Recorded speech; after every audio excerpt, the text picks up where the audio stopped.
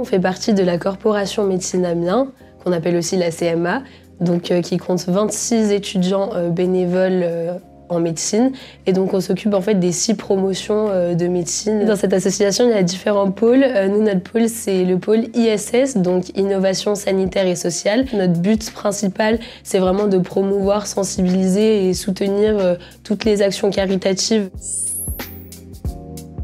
On peut par exemple organiser la course contre le cancer, l'hôpital des nounours, on fait un défi sans limite, donc on fait aussi le don du sang, Octobre Rose, donc pour récolter des fonds pour justement l'association Symboliquement Rose. Voilà, après on fait un peu tout ce qui est solidaire, les actions un peu tout au long de l'année. On a fait une collecte aussi pour les jouets de Noël, pour les enfants qui n'ont pas les moyens d'avoir malheureusement des jouets sous le sapin à Noël. L'hôpital des nounours, c'est des enfants qui se rendent au Silus Andé pour pouvoir vaincre le syndrome de la blouse blanche. On se rend dans les écoles pour présenter les métiers médicaux aux enfants et ils participent activement avec nous. Donc la semaine où ils se rendent au Simu Santé pour pouvoir rencontrer tous les milieux médicaux et participer au stand, on va retourner dans les classes pour avoir leur réaction et également celui des enseignants. Je me suis lancée dans la vie associative pour pouvoir faire autre chose que mes études et pouvoir partager d'autres choses avec les étudiants, que ce soit nous dans notre pôle caritatif, mais on fait aussi plein d'autres choses avec tous les pôles de la corporation. Et du coup, ça nous aide aussi à acquérir d'autres compétences, à être moins timide, à pouvoir rencontrer aussi tous les étudiants qu'on ne rencontre pas forcément avec les cours.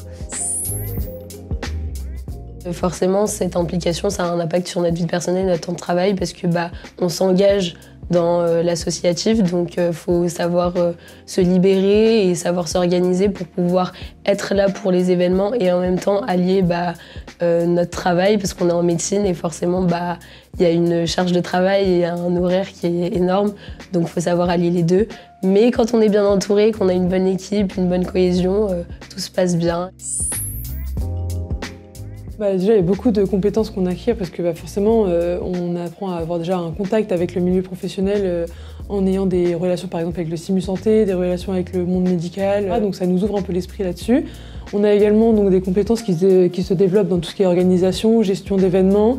On a la trésorerie par exemple, on doit forcément faire des demandes de subventions, donc il faut forcément aller voir la région. Toutes ces choses-là, en fait, c'est plein de compétences qui, au fur et à mesure, en fait, qu'on ne se rend pas compte, mais on développe plein de choses et je pense que pour l'avenir, en tout cas, c'est vraiment, ça nous aidera dans notre carrière. J'ai toujours aimé le contact avec l'enfant et j'aime instruire ce que j'apprends. Et je sais que c'est très important pour les enfants de savoir un peu ce qu'on fait et je trouve qu'à travers des nounours, c'est beaucoup plus tranquille et beaucoup plus amusant pour eux. Alors, outre ma grande affection pour les enfants, je pense que c'est très important de pouvoir les instruire dès le plus jeune âge et de façon ludique comme on peut le faire avec les nounours. Donc ça m'a amené à m'impliquer dans ce projet-là. J'aurais aimé, quand j'étais petit, être rassuré par rapport aux radios et aux scanners.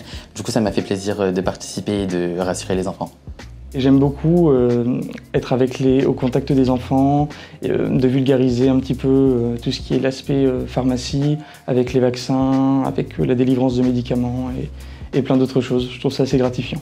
Du coup, je suis venue à l'hôpital des nounours cet après-midi pour plusieurs raisons. Tout d'abord, le but c'était de représenter l'orthophonie au mieux parce qu'on est une profession paramédicale qui est un peu sous-représentée et pas vraiment connue. Puis le stéréotype c'est de dire pour apprendre à bien parler. Mais finalement, on a un champ de compétences super vaste qui va du nourrisson à la personne âgée. Le champ de compétences est super large, c'est pas seulement pour articuler, ça touche aussi l'alimentation, la déglutition, la cognition mathématique, la neurologie. Donc le but c'était aussi de pouvoir rassurer les enfants et de dédramatiser aussi la profession. Donc nous aujourd'hui en tant qu'étudiants de sage-femme, on est venus pour sensibiliser les enfants au monde de la maternité, peut-être pour leurs futurs petits frères ou petites sœurs, leur montrer l'attitude à avoir avec un nouveau-né, et aussi leur expliquer que lorsque la maman va à l'hôpital pour accoucher, ce n'est pas grave, bien au contraire, c'est plutôt une bonne nouvelle. Et donc on a trouvé important de dédramatiser la situation et de les sensibiliser à cela.